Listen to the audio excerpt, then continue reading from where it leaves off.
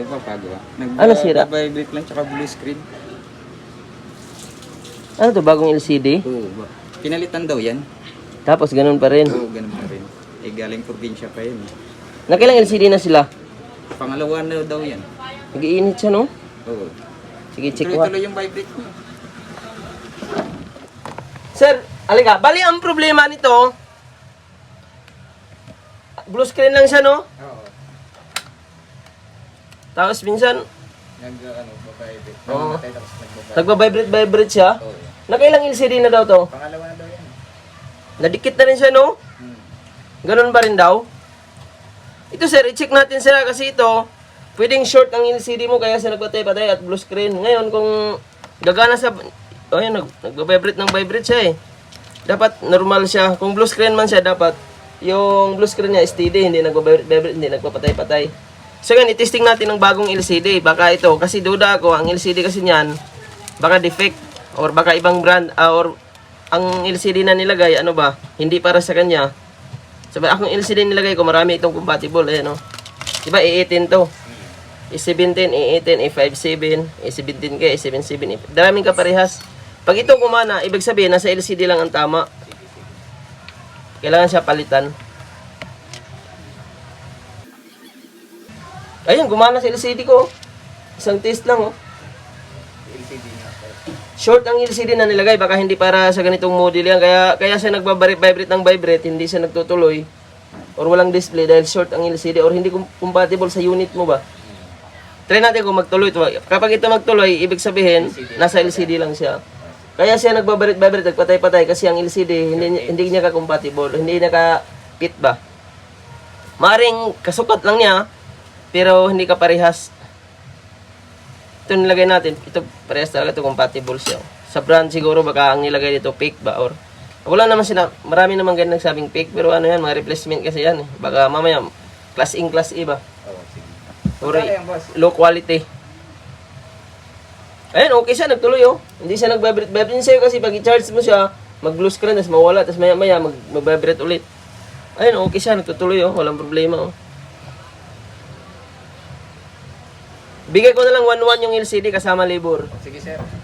Magkano paggawa mo dyan? Magkano paggawa mo sa bagong LCD? Hindi ko alam, galing probinsya kasi yan. Pinadala sa akin. Ayun, okay siya sa bagong LCD ko. Tsaka linaw niyo.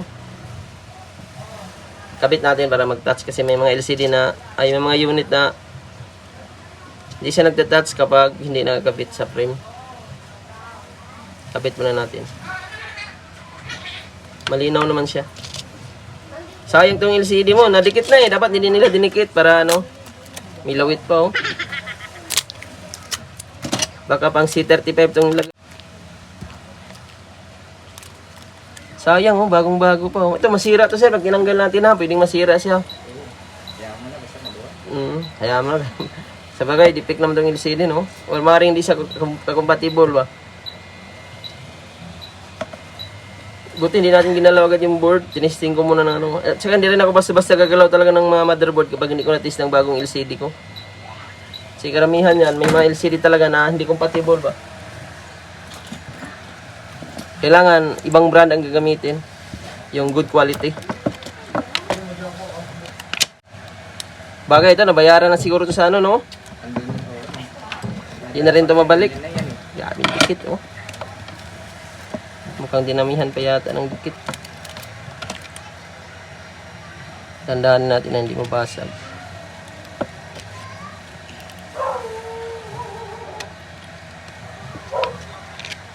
Sayang to. Baka compatible ito sa iba.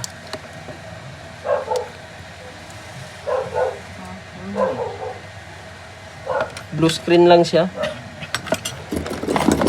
Kung ano to, kung graphics IC ang tama kasi dapat steady lang ang ano niya, vibrate ba? Or yung blue screen.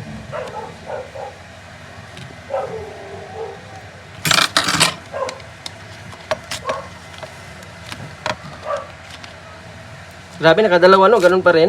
Grabe yung dikit mo ah. Oh, kapal lang dikit niya.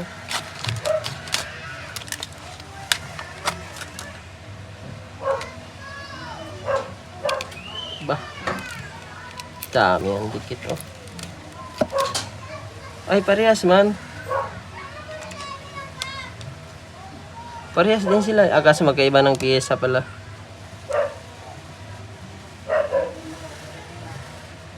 Parehas din ang saklak eh.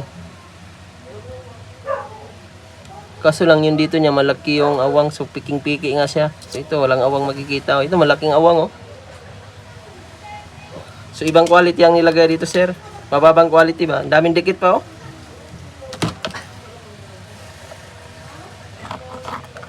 Kaya hindi talaga lahat ng LCD ay compatible. Or hindi lahat ng LCD ay goods ba. Kung minsan na, baka paglagay ito ng LCD, nag-blue screen ba? Nag-short kasi ang daming dikit, oh.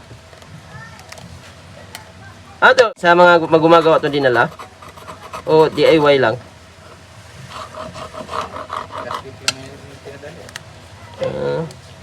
Saan to galing? Romblon? Romblon. Layo pala, no? Galing to doon, ginawa. Layo pala. Paano napunta? Buti nakapunta ka rito. Ay, kayo nag-PM doon sa page, no? Kahapon. May pasok kasi ako kahapon. Sabi ko papalamig sa Oo. ready off ko ngayon. Buti na lang sa LCD lang, no? Grabing dikit, no?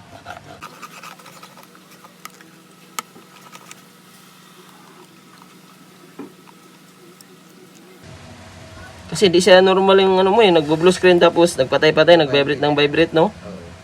Di siya normal ba? Dapat kung blue screen siya, dapat normal ang vibrate niya. Walang isang beses lang mag-vibrate. Ito, maraming beses yung mag-vibrate. Akala ko nga si Pio na ang tinamaan eh.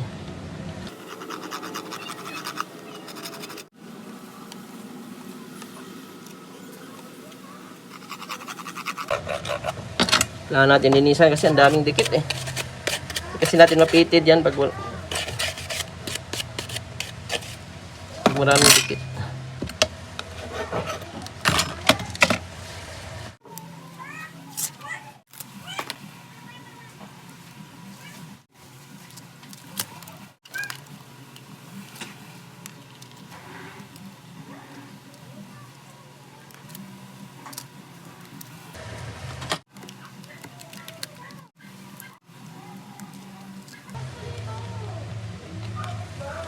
Buti nga, hindi ginalaw yung board no, kasi kung ginalaw pa to, pwedeng matuluyan eh, LCD lang palang tama.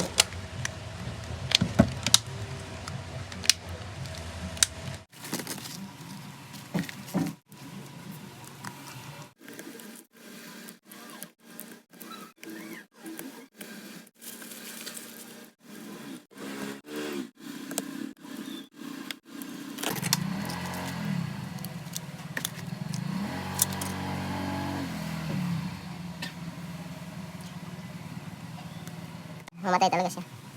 Itama ang CPU.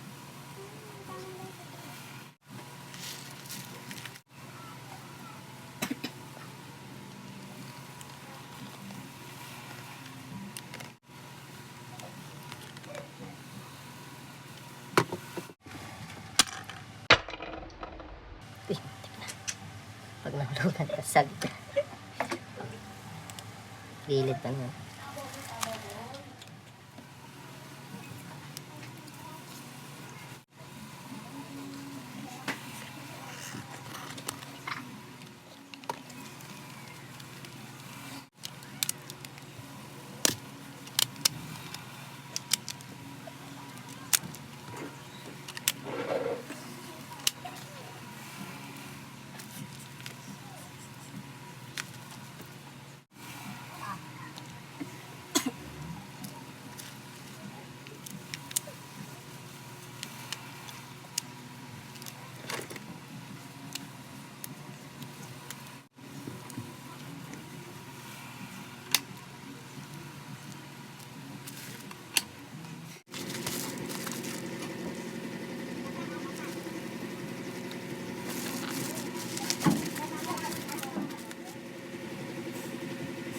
Yun, okay na.